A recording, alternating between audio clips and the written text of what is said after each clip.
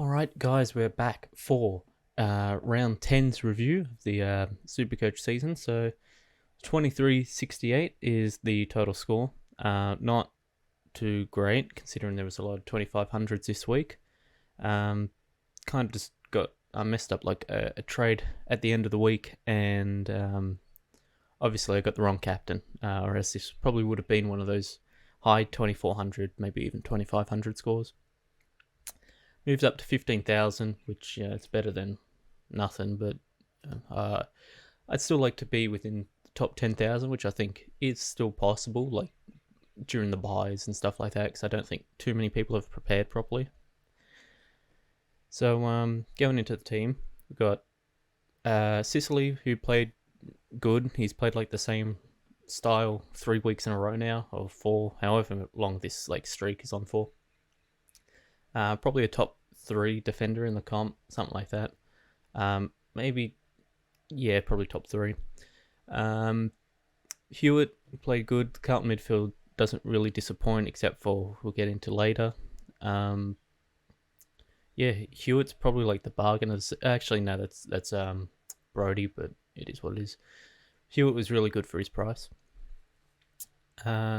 Crisp kind of got his points stolen by Brody. Brody, like, I think he had 141, something like that, 150. Yeah, that's pretty much where all the points went in that game. Conditions weren't great either. Short versus Essendon. Expected a little bit more, but yeah, it is what it is. 110. I'm not too mad with that. And he's averaging 109 on the season, so it's pretty good. And then Friday night, I had to trade out Whitfield because first he had a hamstring injury, like it was tightness or soreness, something like that. And I was like, that doesn't sound too good. And then people saying, no, he hasn't got that. He's got an illness. So then it's like, okay, so no one knows what's actually wrong with him. It came out in the team sheet as illness, but it was also reported that he is dealing with a hamstring injury, a tightness, soreness, some injury. So I thought, damn, I got to get out of this. This is not looking good. I had Hall, who I wasted two of my boosts on Hall, one to get him in, one to get him out. So I decided, I got to get out of this. And I really needed a round 14 buy player, like really needed one. So I got like Frio. There's no one that I really like. There's like Luke Ryan, but like he's not top 6. He's probably not even top 10. Pendlebury, same situation as Zorko really, but I like Zorko scoring a little bit better. Who else is there? Melbourne. Stephen May is, he's not top 6. Angus Brayshaw, I saw like just going off fan footy chat and stuff like that, people were bringing him in. Just not a good trade. Geelong, around 13, I think. So then it left me with Brisbane. And Brisbane, there were two options. There was Rich and Zorko. And every time I turn on the game to look at Rich, he's always grabbing at his hamstring. Like, even this week, I turned it on. He copped a like knock to, it's a bruise or something like that, and I see him grabbing it. It's like, oh, yeah. See, this is why I can't own him, because I know the second I own him, it's a serious injury. So then I went, okay, Zorko had a good run last year. Like, he had a couple of, I think he had like a 170 or something last year. He had a good stretch. I think it was like during the buys. So where are we? Yeah, he had like this big stretch here. I'm thinking, all right, if I can get some of that, I'll put up with some of these. Maybe it's not too bad. Yeah, he kind of just got iced out of the game this week. He had a goal late, which usually a goal late means a bit of good scaling, but just didn't get it. I think he only got like 2 or 3 points. So yeah, going back, obviously I would have went Rich because he scored more this week. But yeah, I don't know. I think this is another like luxury trade out, which Ridley already was. Except this gives me a player that's playing in 12 and 13. So we'll have a look when it gets down to it. Dacos decided to hold because I had to. I had to trade Ridley, and I had to use my final boost because of Ridley. Yeah, it sucks. If see, maybe I should have waited because the Koenig score hadn't came out yet when I made the trade. I should have waited, and then I probably could have just put him on field. 1 point plus. I would have technically went up. Yeah, so Dacos a held. I'm probably going to hold again, to be honest. His break even's 88. He probably drops, say he scores another 65 to 70, probably drops another 15k. Still better than like someone here dropping. De Koning was good, but I don't think he'll be that good this week, so I wouldn't go fielding him versus Adelaide. It was kind of like matchup dependent. Gibkiss, scored under his average. His break even's pretty high now. 70. I think this is the week you trade him.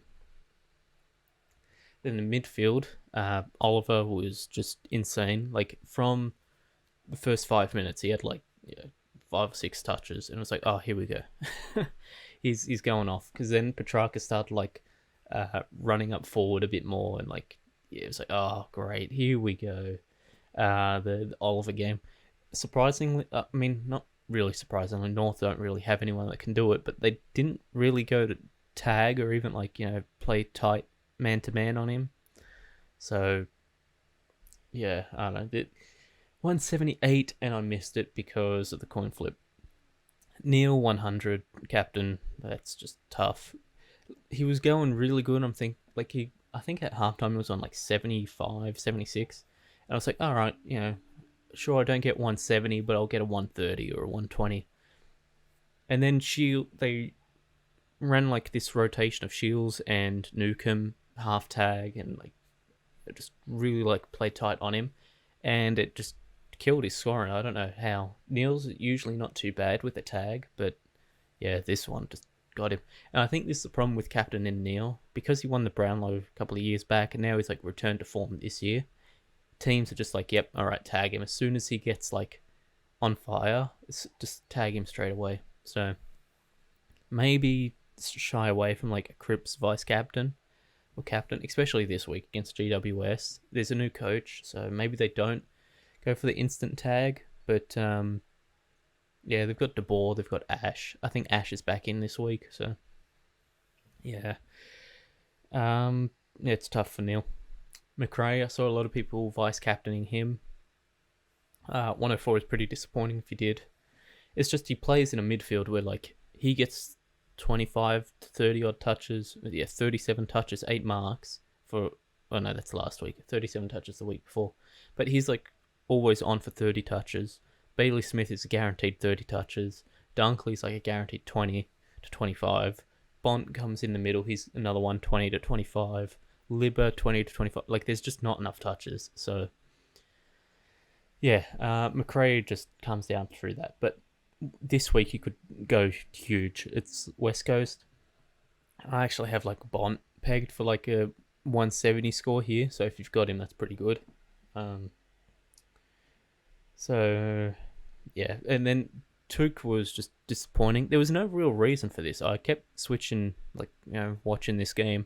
Just there was no real reason for it. It was just a little disinterested, I guess, and taps weren't going his way, and Gold Coast looked good in the fourth, but it wasn't due to Miller or anything like that. It was just they started actually converting.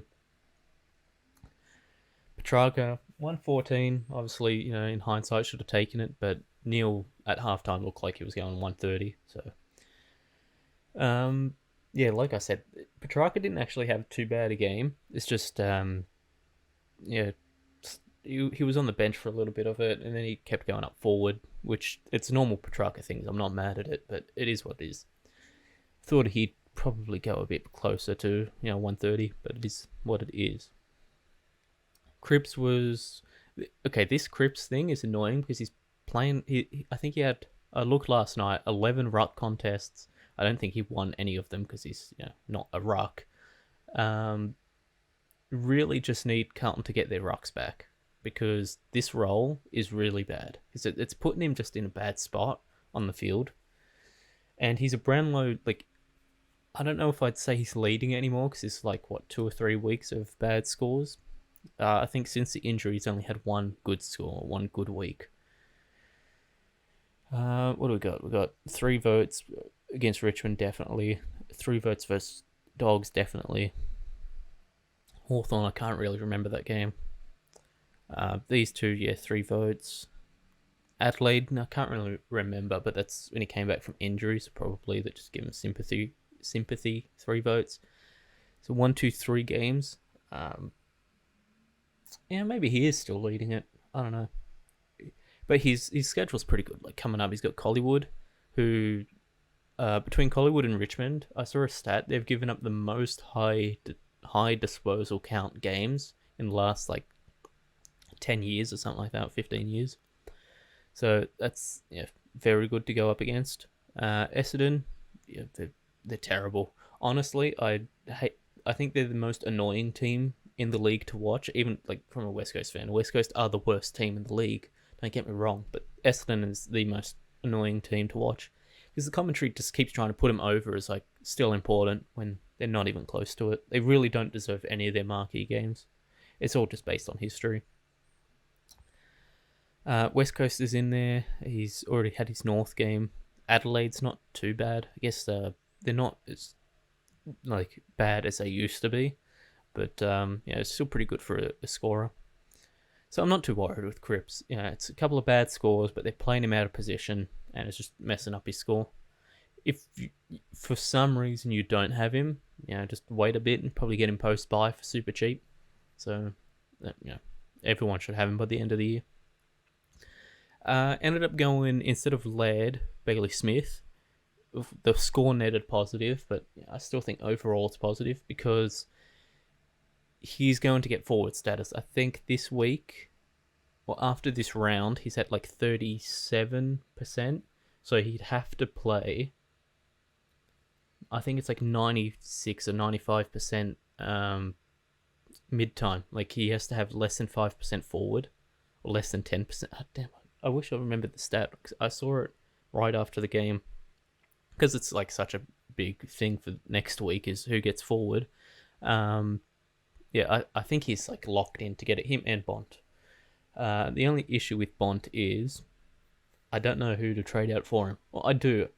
Preferably it's Butters, but I don't know how easy it is to go from Butters to Bont. I don't know.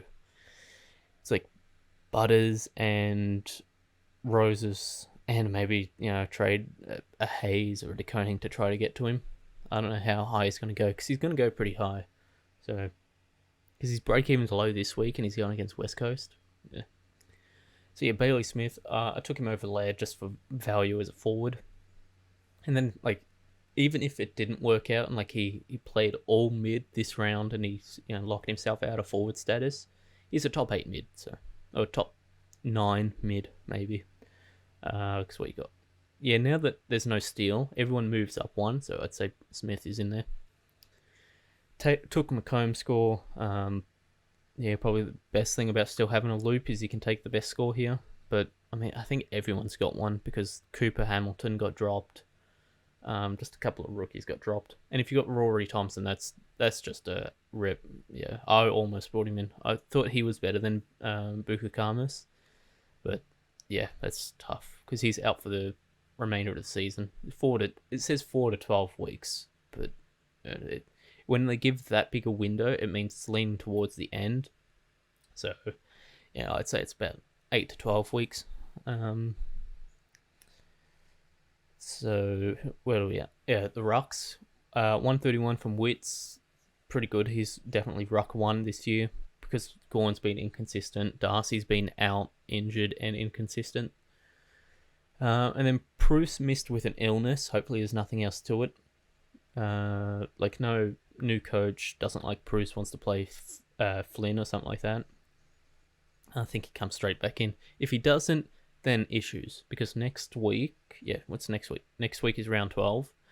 I want to bring in Gawn here. So if Bruce his break even's like, what is it, 46. If he can put up a 110, he'll go up 28k. So then I just got to find about 100k to go from him to Gorn. I got 100k in the bank. Maybe I just don't make trades this week. I don't know. Hayes, I don't think the conditions were great for Port, so yeah. But I had him there all year just in case of this, in case one of them miss a game. Dunkley, Parker, Heaney, all were all right. Dunkley, same problem as McRae, just plays in that stacked midfield. He did have a goal or two, which really pumped up his score. Parker, this is why a lot of people were saying you've got to bring this guy in. He's probably going to go between 105 and 110 the rest of the year. Heaney played probably one of his most impressive mid games of recent memory, apart from the start of the year. His contested ball work was pretty good. So it's just he had one goal. I think it was in the first half, and the umpire was late on calling touched. So he thought he had taken a mark. He stopped. And the umpire was late saying, yeah, it was touched. So then someone came to tackle him. He was rushed and didn't score from it. Or else it could have been a goal. And if that goal happens, then he's probably up to a ton. And then there was one more. It was on the siren. So it is what it is. Butters 118. Now the issue is I don't think he scored good at Adelaide overall this year. Which, if you're not scoring good at home, that's not the best. It was at Cardinia Park. His Adelaide Oval score was 52, 58, 57, 58, and 136. So that's really saving the average at Adelaide Oval. So, yeah, I don't know. This probably isn't good. But like I said, he's probably going out for Bont later. 16 trades. I should be able to... so it's 1... He's going forward, so say 2-3 people to upgrade, and then forward line will be done. Yeah, I should be able to get Bont with, say, 5 trades left. Cornelio, man, RIP to those trading him out, but it was kind of a bad decision to trade him out. I'm not going to say it was the worst decision. It was just not a great one because it was a new coach and West Coast. So, yeah, I was advocating for trade Nick Martin over him, and I probably would have, except I didn't like any of the forwards here. I thought they were all bad this week. DeGoey, I think DeGoey had a 70s or an 80s score. Yeah, just there was no one really here to pick from. 140 inside mid. Looks like the new coach trusts him as an inside mid. That's he's the captain of a team. He did his job pretty good. If you traded him out, I guess you can't really bring him back in because what's his break even now? 74. He's pretty much reset it in one game. That's not good for people. Not good for people that traded him out. So yeah, I mean there was 2 bad scores, so maybe trading him out wasn't the worst. But see, now he's got North. He's got I guess that the schedule's not great. Dogs isn't amazing. Collingwood's pretty good. But yeah, it's just tough if you trade him out. I think 23k did, so we'll see how that changes ranks. I think that's the large reason I went up in rank, even though I didn't have too impressive of a score. Nick Martin just not too good. He was starting to get a bit of the ball in the 4th, but it was just too late. It took him off the bottom for a while. It was on 27 and stuck, so getting the ball late really helped, but it's just not good. Roses and Rioli kind of reset their break even in cash gen. Rioli still isn't great, 32. It's because 37. It's because he had that 7. I guess one more solid game. I guess it's still there's the 2 rounds, so they're the Indigenous round. So Sydney though, I don't know if he's gonna score too good against Sydney. Yeah, They haven't projected for 52, which would reset his break even. We'll see. He could be a trade. Maybe him and Butters get me Bont, something like that. But yeah, that's the team. Then for this week, like I said, I'll probably hold Dacos because I don't think he's going to drop too much. And he'll play in the first round of the buys if I need him to. Then the only rookie option this week is I could just type his name on. It's been a bit lazy. Where is he? Luke Cleary. He just looks good. He looks composed behind the ball. He's apparently his job security is like kind of tied to Derea. Hopefully it's not like as soon as because Derea missed with illness this week, so hopefully it's not just tied to that. As soon as he comes back, Cleary gets dropped. Cleary's looked pretty good, and they've kind of needed some type of stability back there, and I think he's a good composed kick. Gives me 337 in the bank, so you're thinking, all right, well, upgrade somewhere. I can't. All these people are way too early to trade out, plus I need them in their buy rounds. Owens up doesn't do anything. 454k, that's nothing.